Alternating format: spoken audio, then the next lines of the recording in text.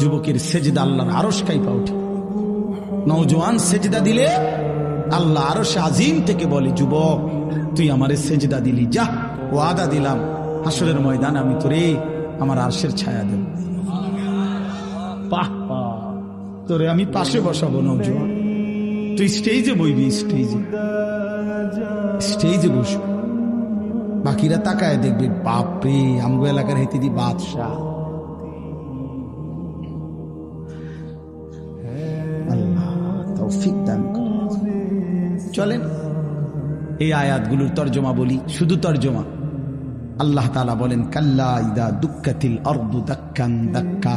বান্দা শুনো, যত লাফালাফি ফালাফালি করো মনে রাখো তুমিও একদিন থাকবা না, পৃথিবীও একদিন থাকবে না।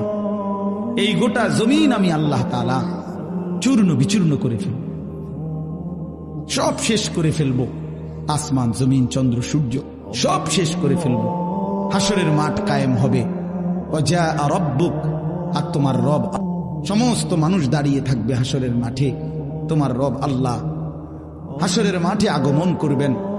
ওয়াল মালাকু সাফফান সাফফা, কোটি কোটি ফেরেশতা হাসরের